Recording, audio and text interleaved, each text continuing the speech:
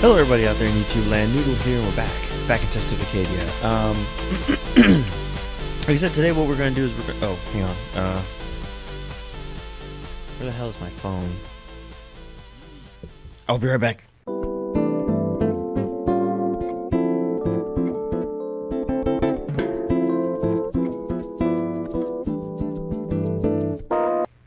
And we're back. Okay, sorry about that, YouTube. I forgot to grab my phone so I can go ahead and time everything. Alright, so, here we go. Timer has been started. Oh god, my phone is, like, dying. That's okay. Okay, so, the first thing we're gonna have to do is we're gonna have to go ahead and drop off some of this shit, because, I don't know why I have a lot of this stuff on me. Like that, I don't need that.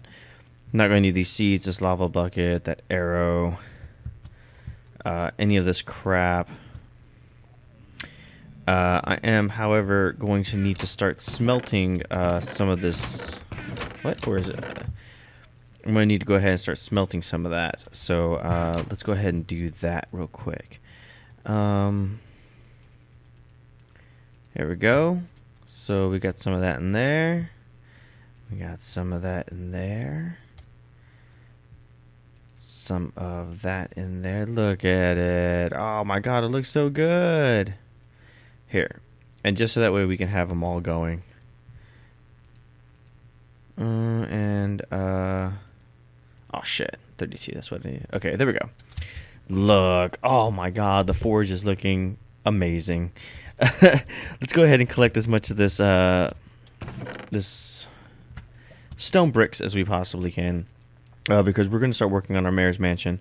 And I kind of have this half-assed idea how I want to do it.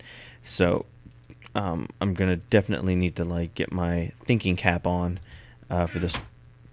Oh crap! Come on, there we go. Here we go. All right, remember I said like we were gonna go ahead and convert this one like this house into it, but it got really close to the road and I didn't know about it. What if we turn this into a courtyard? That would be awesome. So we're actually gonna just tear down this fucking building and then we're gonna go ahead and extend it out. So it's a courtyard, and we'll have like a big fountain, and we'll make it very pretty. Oh, what the fuck? Oh, that's a little bit of a problem, ain't it? Let's go ahead and seal that up real quick. All right, and then we'll continue chopping down this house. I was also looking online for a few various topics that we can go ahead and talk about, just things that can go ahead and spark my imagination. And there were a few things in there that I realized I hadn't really talked about before, and I think would actually be kind of cool to talk about, I guess. I kind of beat the zombie discussion into the ground. I think a lot of people really seem to like that discussion, saying that I haven't spoken that seriously about a topic in quite a while. And that's pretty much true, I guess. I'm really passionate about zombies, and just zombie lore and stuff like that in general. It annoys me when people take things, that kind of stuff just so lightly. I mean, it doesn't even have to be about zombies in general. It can be about just an apocalyptic nature or the worst case scenario events that can happen. People are like, oh, just whatever, I'll make it. And it's like, you're not going to make it. That attitude is why so many people will die in the Great Panic. Because you have no fucking plan whatsoever. And because you have no plan, now my entire family's in danger because you're an idiot and you couldn't fucking come up with a plan. So then you turn to a zombie, and then you're one more zombie in my way.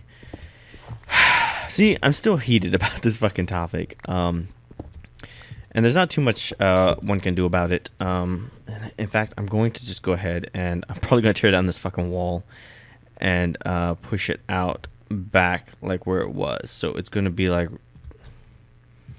coming this way. Now this is going to be a little dangerous because it is nighttime and there are monsters about, but I think it'll be okay. Alright, so this is actually going to be the wall over here. Something like that. Alright. Which means all this shit is going to have to go. And I'll go ahead and dig this up for fucking simplicity. So that way we at least salvage the wood. Um, there we go. And we can actually go ahead and... Oh, shit, we can... Where's the wall tie off on the other side? Does anybody remember? It ties off just past the window. Okay.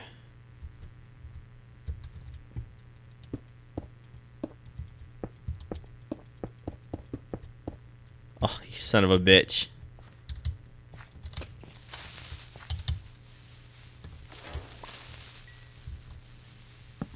Fucking...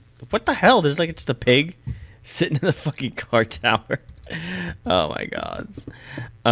Yeah, so I don't see why people take such things lightly. It is a serious topic, one that you should put a lot of thought and consideration into, and a lot of people don't. So shame on them, whatever. But it's also shame on us because we didn't create awareness. You know what I mean? That'll be fine for now. But anyway, some of the topics that this website had recommended that we talk about was actually food. What was the strangest thing you've ever eaten? And while I think I've talked about this a little bit, at least I know I've talked about it a lot in my personal life, what's the strangest thing you've ever eaten? A topic of food is actually one that I thoroughly enjoy talking about. You see, some portion of my religion that I was really getting into was learning how to be a kitchen witch. And a kitchen witch is somebody who can cook foods and weave magic and spell-like abilities and stuff like that into food that you make in order to incite certain emotions or to promote healing or to make people sick, whatever. A good movie to see a good kitchen witch in is actually a Spanish movie, but they have it on Netflix. I think you can watch it in English, like English dubbed. It's called like Chocolate for Water, or was it Como Chocolate por Agua or something like that? I don't know. I'm not Spanish. Actually, I am Spanish. My mom would kill me because that's like one of her favorite movies. But essentially what it is that in Hispanic culture, or I guess Mexican culture, the youngest daughter in the family is one that will eventually take care of the parents until they die. So she's not allowed to get married or to have a boyfriend or anything, like at all. And her older sister is actually engaged to this guy. I guess it was I'm not too sure. It's been a long time since I watched it, but I think it was an arranged marriage. And he's really handsome and smart and stuff. But he's everything that the younger sister ever wanted. So she found that by like being in love with this guy and cooking at the same time, that people who ate her food felt this euphoria of love. And then at some point in the movie, like she gets really pissed off and she gets angry and she's crying. And when everybody eats her food, it makes them like really sick, and they feel like just like crap. And yeah, so it's like the power of food that she was able to pour her power into.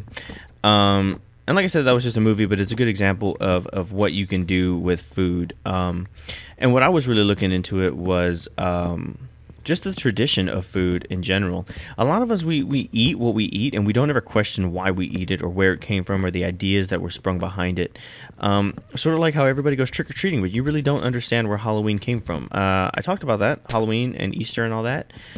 So now all of you out there who listen to me now know where Halloween and all this stuff comes from. So when you go around on Halloween and you see people dressed up like devils or like Satan or like demons or things from the abyss, you can say, hey, the Catholic Church brought that to the holidays. And then when you look at candy, you can be like, England did that. And when you look at jack-o'-lanterns, you're like, that's American, but they used to be squashes, and like just to have this knowledge to me seems like it's power, because it's something that most other people don't, and it's something that you can pass on to your friends or maybe eventually your children, and they too will not take this holiday in vain, but also be able to recognize the cool things or the contributions that other societies or cultures have added to it.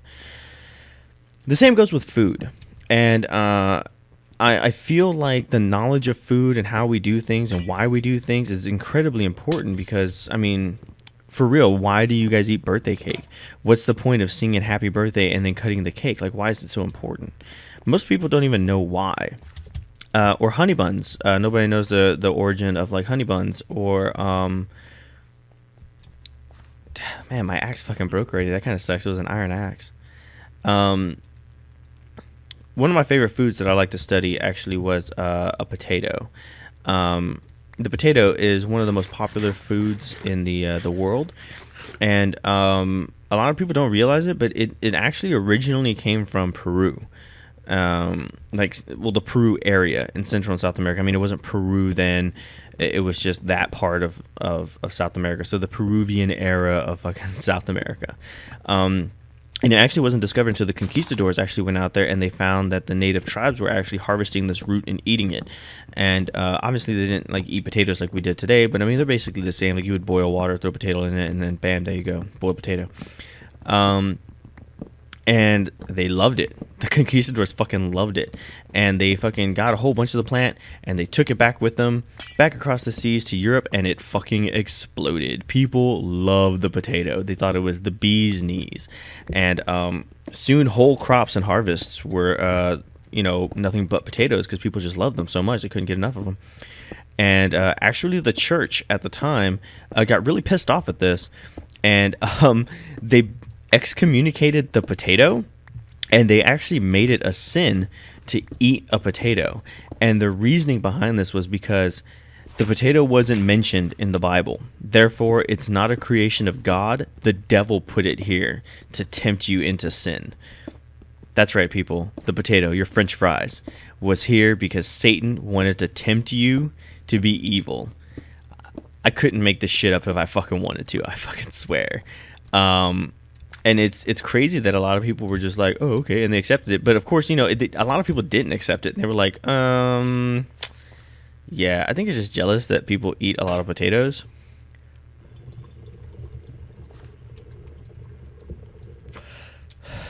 So, the fad of hating potatoes quickly went away.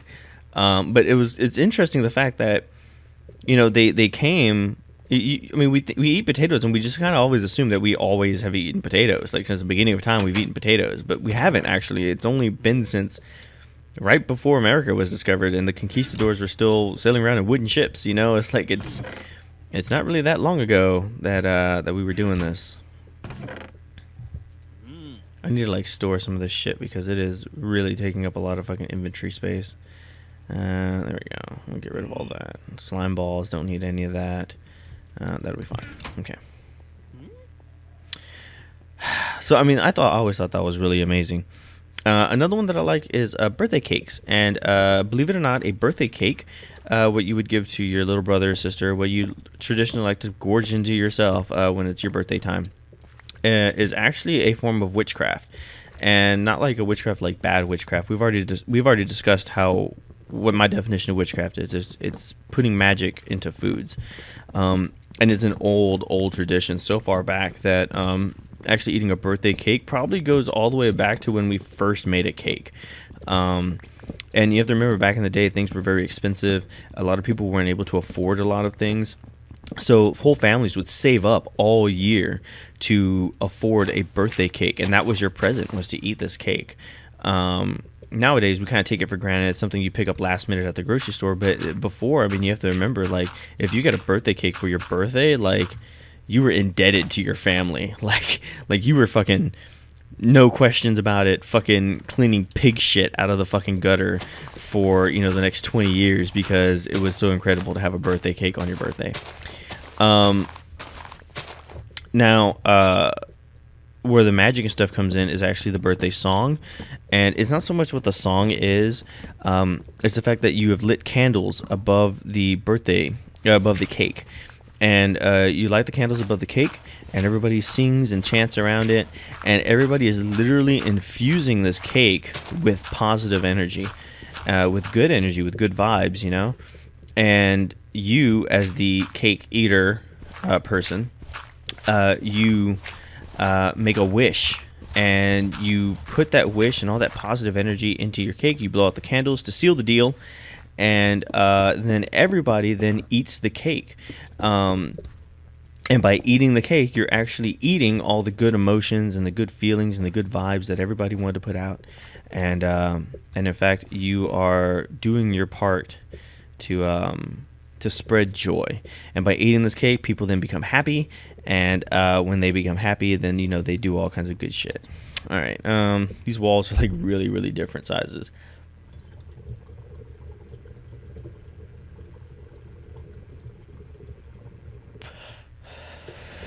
But I do have a solution. I'll just lower the ground. Crazy, I know. But this tower is going to be a bit high, but that's okay. That's all right. It should be a bit taller than what we need it for.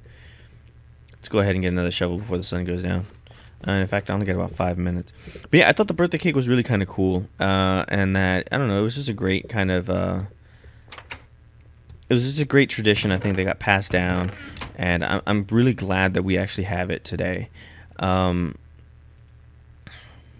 kind of more going into like the history of foods and stuff like that. I really like eating weird foods or cultural foods, because I'll try anything once just to try it. And I think a lot of people don't do that, and I think it's really kind of dumb.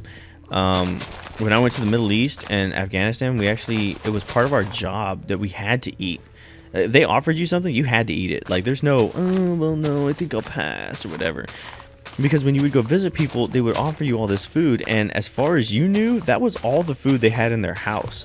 And they were giving it to you freely, and for you to reject that kind of gift was like a fucking slap in the face. And if we wanted to build relations with these people, we had to sit down and eat their food. I mean, it didn't matter if it was gross or if it smelled bad or if the food had gone bad. Like, if you look at it and you're like, I'm gonna get food poisoning, you better fucking eat that goddamn food. And then on top of that, you better fucking smile like you love it. And then afterwards, I mean, if you really feel bad that you ate all their food, you can offer them a gift of money and be like, here, we want to thank you for talking with us, and this is our gift to you. We don't have food to share with you, but we do have money. And with this money, maybe you can go get your family something that you guys need. You know what I mean? And it's just our small way of saying thank you for listening to us, or thank you for talking to us, or whatever. Thank you for entertaining us. And then they will graciously accept the money, because if they don't accept it, that's a slap in our face, and they don't want to be rude. So they take the money, and then they're able to go out and buy like 10 times as many fucking groceries as they had, or they were able to go out and replace furniture or build whatever, or buy a new house, however much money we fucking gave them.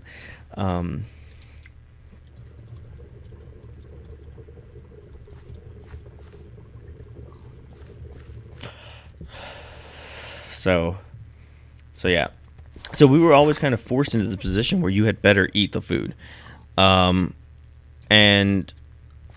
like I said, I really appreciated that, because it allowed me to go out and actually try a lot of different things I would have never tried before. And I don't know, I just kind of feel like it's important to do that. I don't really have any real reason why it's so important.